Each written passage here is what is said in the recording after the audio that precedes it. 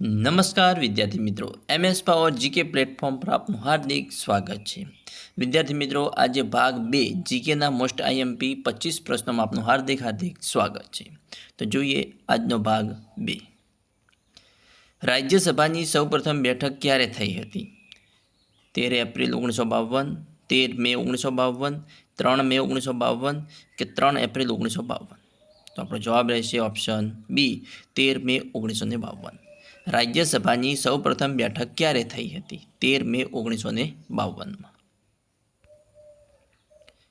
ભારતના બંધારણના કયા અનુચ્છેદ મુજબ રાજ્યસભાને નવી અખિલ ભારતીય સેવાઓનું સર્જન કરવાની સત્તા છે?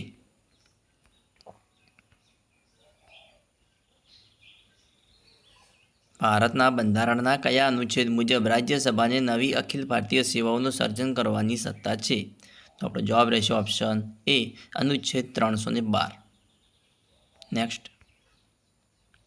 સંયુક્ત પ્રવર સમિતિમાં કુલ કેટલા સભ્યો હોય છે?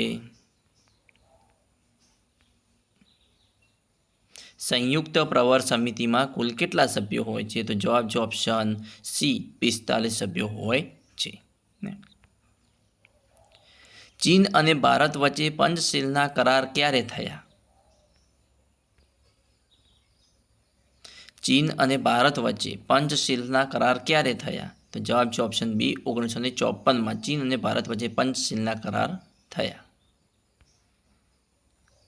પ્રથમ વિશ્વયુદ્ધ દરમિયાન કોણે યહૂદીઓ પર કડક નિયંત્રણો બનાવ્યા?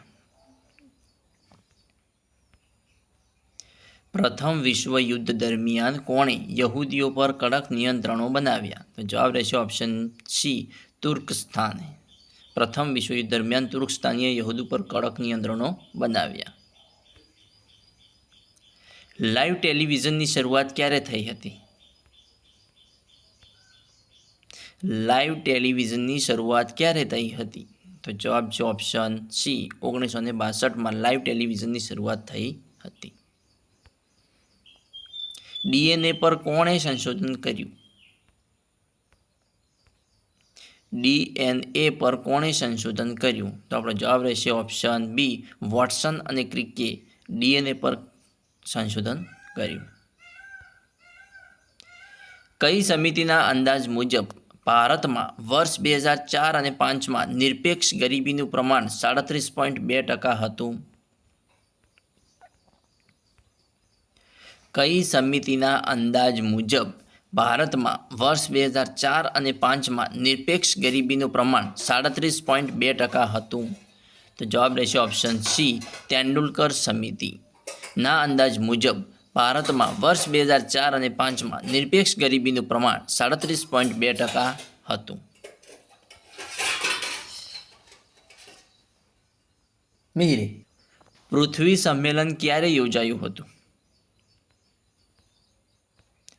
પૃથ્વી સંમેલન ક્યારે યોજાયું હતું?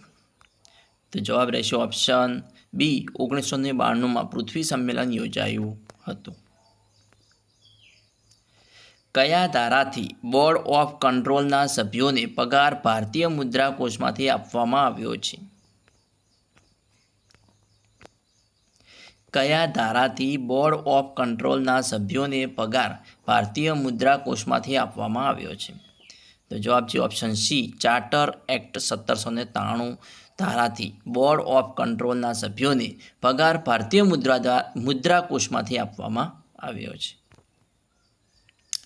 ભારતના બંધારણ અંતર્ગત નીચેનામાંથી કયા આધારે રાજ્ય ધર્મની સ્વતંત્રતા પર પ્રતિબંધ લગાવી શકાતો નથી? ભારતના બંધારણ અંતર્ગત નીચેનામાંથી કયા આધારે રાજ્ય ધર્મની સ્વતંત્રતા પર પ્રતિબંધ લગાવી શકાતો નથી? તો જવાબ રહેશે ઓપ્શન સી, સામાજિક ન્યાય। ભારતના બંધારણ અંતર્ગત સામાજિક ન્યાયના આધારે રાજ્ય ધર્મની સ્વતંત્રતા પર પ્રતિબંધ લગાવી શકાતો નથી। નેક્સ્ટ, કયા કાયદાથી વિધાન પરિષદને બજેટ પર ચર્ચા કરવાની અને પ્રશ્નો પૂછવાની છૂટ આપવામાં આવી છે?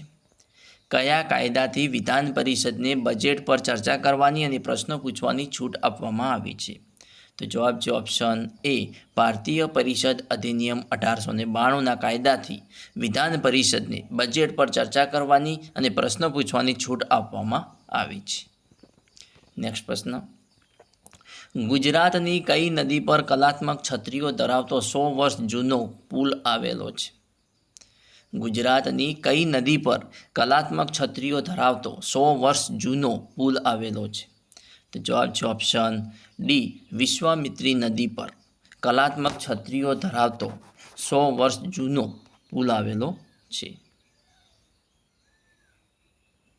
નેક્સ્ટ, ગોહિલવાડના કોળી સ્ત્રી પુરુષો હાથમાં સુપડા, સાવરણી, સુંડલા, સાંબેલા લઈ વર્તુળ આકારે ફરીને કયું નૃત્ય કરે છે? ગોહિલવાડના કોળી સ્ત્રી પુરુષો હાથમાં સુપડા, સાવરણી, સુંડલા, સાંબેલા લઈ વર્તુળ આકારે ફરીને કયું નૃત્ય કરે છે? તો આપણો જવાબ રહેશે ઓપ્શન એ, ડોલોરોણો. ગોહિલવાડના કોળી સ્ત્રી પુરુષો હાથમાં સુપડા, સાવરણી, સુંડલા, સાંબેલા લઈ વર્તુળ આકારે ફરીને નૃત્ય કરે છે. નૃત્યનું નામ છે ડોલોરોણો. નેક્સ્ટ, જેલ ભરો આંદોલન ક્યારે શરૂ થયું હતું? જેલ ભરો આંદોલન ક્યારે શરૂ થયું હતું? તો જવાબ છે ઓપ્શન બી, 1919માં જેલ ભરો આંદોલન શરૂ થયું હતું. બંધારણ સભાએ બંધારણ કયા દિવસે સર્વાનુમતે સ્વીકાર્યું? બંધારણ સભાએ બંધારણ કયા દિવસે સર્વાનુમતે સ્વીકાર્યું હતું? તો આપણો જવાબ રહેશે ઓપ્શન બી, માગશર સુદ 7મ અને વિક્રમ સંવત 2006ના રોજ બંધારણ સભાએ બંધારણ સર્વાનુમતે સ્વીકાર્યું હતું. વિદ્યાર્થી મિત્રો, આપણે ગુજરાતી મહિના પ્રમાણે માગશર સુદ 7મ અને વિક્રમ સંવત 2006ના રોજ બંધારણ સભાએ બંધારણ સર્વાનુમતે સ્વીકાર્યું હતું. નેક્સ્ટ, જાહેર નોકરીઓમાં પછાત વર્ગો માટેની અનામતની જોગવાઈ ભારતીય બંધારણના કયા ભાગમાં કરાઈ છે? જાહેર નોકરીઓમાં પછાત વર્ગો માટેની અનામતની જોગવાઈ ભારતીય બંધારણના કયા ભાગમાં કરાઈ છે? તો આપણો જવાબ રહેશે ઓપ્શન સી, ભાગ 3માં. જાહેર નોકરીઓમાં પછાત વર્ગો માટેની અનામતની જોગવાઈ ભારતીય બંધારણના ભાગ 3માં કરાઈ છે. મોહમ્મદ બેગડાએ કોની સ્મૃતિમાં અડાલજની વાવ બંધાવી હતી? મોહમ્મદ બેગડાએ કોની સ્મૃતિમાં, કોની યાદમાં અડાલજની વાવ બંધાવી હતી? તો આપણો જવાબ રહેશે ઓપ્શન બી, વીરસિંહ વાઘેલાના પત્ની રૂડાબાઈની સ્મૃતિમાં અડાલજની વાવ મોહમ્મદ બેગડાએ બંધાવી હતી. હુડીલા શું છે? હુડીલા શું છે? તો જવાબ છે ઓપ્શન, હુડીલા એ બનાસકાંઠા વિસ્તારનું શૌર્ય ગાન છે. હુડીલા શું છે? તો બનાસકાંઠા વિસ્તારનું શૌર્ય ગાન છે. નેક્સ્ટ, ગાય ગોહરીનો મેળો કયા સ્થળે ભરાય છે? ગાય ગોહરીનો મેળો કયા સ્થળે ભરાય છે? તો જેનો જવાબ રહેશે ઓપ્શન બી, દાહોદના ગરબાડા તાલુકાના નાઢેવાલ ગામે ગાય ગોહરીનો મેળો ભરાય છે. ક્યાં ભરાય છે? દાહોદના ગરબાડા તાલુકાના નાઢેવાલ ગામે. જૂનાગઢની શિલાઓમાં કોના શિલાલેખો સમાવિષ્ટ છે? જૂનાગઢની શિલાઓમાં કોના શિલાલેખો સમાવિષ્ટ છે? તો આપણો જવાબ રહેશે ઓપ્શન એ, અશોક, રુદ્રદામન પહેલો અને સ્કંદગુપ્તના શિલાલેખો જૂનાગઢની શિલાઓમાં સમાવિષ્ટ છે. રાષ્ટ્રપતિ બંધારણના કયા અનુચ્છેદ અનુસાર સજાને હળવી કરવાની સત્તા ધરાવે છે? રાષ્ટ્રપતિ બંધારણના કયા અનુચ્છેદ અનુસાર સજાને હળવી કરવાની સત્તા ધરાવે છે? તો આપણો જવાબ રહેશે ઓપ્શન સી, અનુચ્છેદ 72 અનુસાર સજાને હળવી કરવાની સત્તા રાષ્ટ્રપતિ ધરાવે છે. નેક્સ્ટ પ્રશ્ન, ભારતના બંધારણના કયા અનુચ્છેદ અનુસાર સર્વોચ્ચ અદાલત દેશની સૌથી ઉપરી અદાલત છે? ભારતના બંધારણના કયા અનુચ્છેદ અનુસાર સર્વોચ્ચ અદાલત દેશની સૌથી ઉપરી અદાલત છે? તો જવાબ રહેશે ઓપ્શન એ, અનુચ્છેદ 124 અનુસાર સર્વોચ્ચ અદાલત દેશની સૌથી ઉપરી અદાલત છે એવું બંધારણમાં જણાવવામાં આવેલ છે. નેક્સ્ટ, ગુજરાતમાં પંચાયતી રાજનો પ્રારંભ ક્યારે થયો? ગુજરાતમાં પંચાયતી રાજનો પ્રારંભ ક્યારથી થયો? તો જવાબ છે ઓપ્શન ડી 1963થી ગુજરાતમાં પંચાયતી રાજનો પ્રારંભ થયો. Mahatma Gandhi national rural employment guarantee act એટલે કે મનરેગા તરીકે ઓળખાતી રાષ્ટ્રીય ગ્રામીણ રોજગાર બાંહેધરી યોજના કયા વર્ષથી અમલમાં આવી?